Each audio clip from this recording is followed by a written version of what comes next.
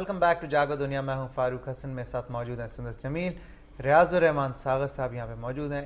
چلو چین چلیں, یہ ایک منظوم نامہ ریاض الرحمان ساغر صاحب کی تحریر, اور ایک سفر نامہ جب ساغر صاحب چائنا گئے اس حوالے سے انہوں نے یہ تحریر کیا. اور چائنا کے حوالے سے آپ کو چائنیز لوگوں کے حوالے سے بتا دوں کہ پوری دنیا میں مشہور ہے کہ وہ بہت محنتی ہوتے ہیں, بہت ہمت والے ہوتے ہیں, لیکن شاید کم لوگوں کو یہ بات پتہ ہو کہ ایک زمانے میں پوست کی کاشتکاری جو ہے وہ وہاں پہ بہت زیادہ ہوتی تھی اور وہ قوم بالکل تباہ ہو گئی تھی. پھر ایک ریولوشن آیا اور آج کا چین آپ دیکھ سکتے ہیں. بالکل. تو جو جواں مردی کی جو محنت کی مثال انہوں نے قائم کی وہ ابھی بھی دنیا بھر میں دی جاتی ہے چینی لوگوں کے حوالے سے. ساغر صاحب, آپ کا کیسا ایکسپیرینس رہا یہ چلو چین چلیں, اور میں چاہوں گا کہ اس میں سے کچھ آپ اقتباس بھی ویورز کے ساتھ شیئر کریں. میں آپ کو صرف یہ بتاؤں گا کہ چین اب کیا ہے. جی یہ میں ایک بند پڑھوں گا اس میں, جی جی, اسی میں سب کچھ آپ کو اندازہ ہو جائے گا. یہ کب آپ نے سفر کیا تھا چین کا؟ یہ میں نے 2004 میں 2004 میں, 6 سال قبل. نوائے وقت کی نمائندگی کی میں نے وہاں. صحیح. سیر کی میں نے آدھی دنیا کی, آرزو چین دیکھنے کی تھی, دل کی حسرت دعا بنی آخر, آہ رسا بنی آخر, راہ اخبار سے ملی دعوت, کار دنیا سے ہو اگر فرصت, ہے جو چلنا تو چین کو چلیے, ماؤ کی سرزمین کو چلیے. شوق سے ہم نے باندھا رخت سفر, جو ہی طیارہ اترا بیجنگ پر, خوبصورت ہوائی اڈا تھا, کوئی شورش تھی اور نہ پھڈا تھا, جس کو کہتے تھے قوم افیونی, پا چکی اب شعور قانونی, جو بھی کچھ ہے وہ ضابطے میں ہے, ساری دنیا سے رابطے میں ہے, کیا وسیع و عریض سڑکیں ہیں, شور ہارن کا اور نہ بڑکیں ہیں, کہیں آلودگی دھواں ہے نہ شور, خوف و دہشت گری نہ خطرہ ہے چور, ہم کہ سرکار چین کے مہماں ہیں, بس میں شاداں ہیں اور حیراں ہیں, نئی تعمیر ہر طرف جاری, عرش چھوتی کرینے سب بھاری, 400 اونچی بلڈنگوں پہ تنی, گھومتی دائیں بائیں جن کی انی, پختہ کچھ ایسا عزم تھا جن میں, چین تعمیر ہوگا ایک دن میں, زندہ قوموں کے یہ عزائم ہیں, ان عزائم پہ جو بھی قائم ہیں, یہ زمیں ہے بہشت ان کے لیے, موم ہے سنگ و خشت ان کے لیے. واہ. تو میں یہ سبق دینا چاہتا ہوں اور یہ التجا کرنا چاہتا ہوں اپنے نوجوانوں سے کہ ہم بڈھوں کی فکر نہ کریں, اب انہیں سنبھالنا ہے یہ ملک, اور اس کی تعمیر اس طرح کرے جس طرح چین نے خود کو تعمیر کیا اور دنیا سے منوایا. بالکل بالکل صحیح سر بات. صاحب, آپ انڈسٹری سے اتنا عرصہ وابستہ رہے, آپ نے اس کا گولڈن ایرا بھی دیکھا, جو سنہری دور تھا وہ بھی دیکھا, مختلف ادوار پیکس ٹرافس آتی رہیں. اب جو حالات ہیں انڈسٹری کے, آپ کا دل یقیناً خون کے آنسو روتا ہوگا. آپ کیا سمجھتے ہیں اپنے تجربے کی بنیاد پہ, اتنا عرصہ آپ ایسوسیٹڈ رہے ہیں, کیا یہ انڈسٹری اب پک کر سکتی ہے دوبارہ؟ لوگ باتیں تو کرتے ہیں لیکن کوئی ہم کانکریٹ رزلٹ نہیں دیکھتے. آپ کی اس بارے میں کیا رائے؟ دیکھیے, فلم جو ہے وہ معاشرے سے الگ کوئی چیز نہیں, فلم انڈسٹری معاشرے سے الگ کوئی چیز نہیں, الگ کوئی چیز نہیں. ہم نے ہر شعبے میں تنزل کی طرف ہم گئے ہیں, ترقی کی طرف نہیں گئے.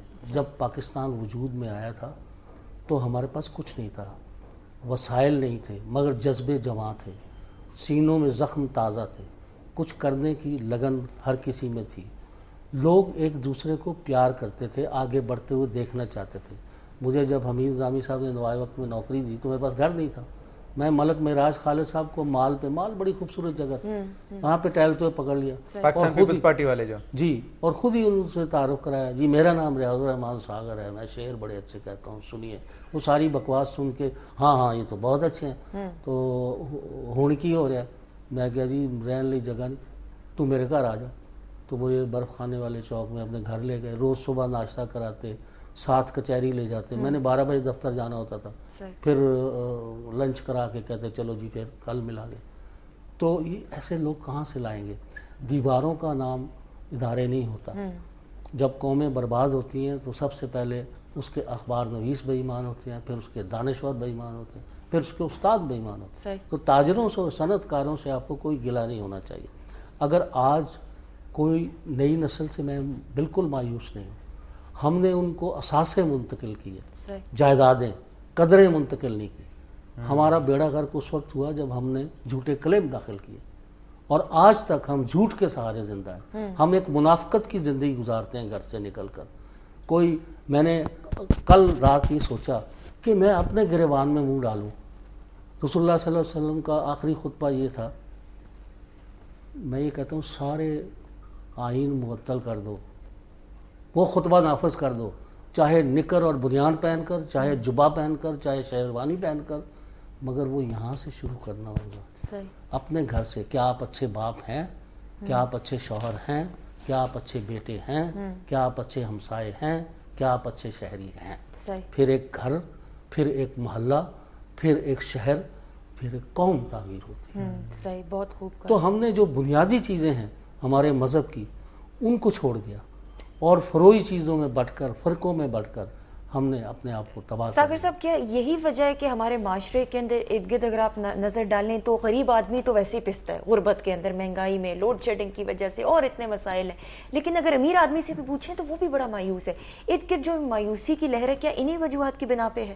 نہیں, امیر آدمی پتہ کیوں مایوس ہے؟ امیر آدمی اس لیے مایوس ہے کہ اس کا نفع کم ہو گیا.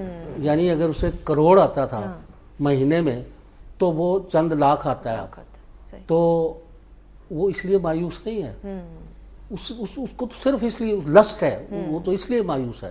مایوس ہونے کی, ایک آدمی ایئر کنڈیشن میں بیٹھا ہوا ہے صبح سے شام تک, اور ایک عذاب میں بھی مبتلا ہے کہ انکم ٹیکس کیسے بچانا ہے.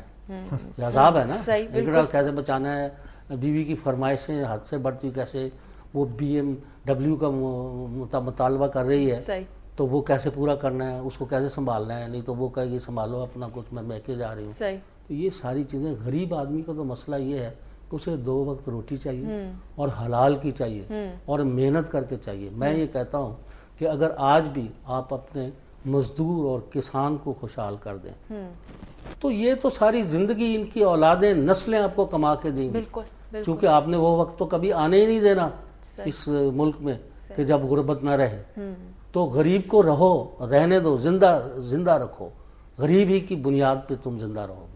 تھینک یو سو مچ. بہت گہری بات کی ہے ساگر صاحب نے. بالکل, thank you so much Sagar صاحب. It was a pleasure having you, اور آپ سے بہت ساری باتیں سیکھنے کو بھی ملی ہیں. آپ سینئر ہیں ماشاءاللہ سے, آپ کی تو بڑی گہری نظر ہے حالات کے اوپر. It was a pleasure having you.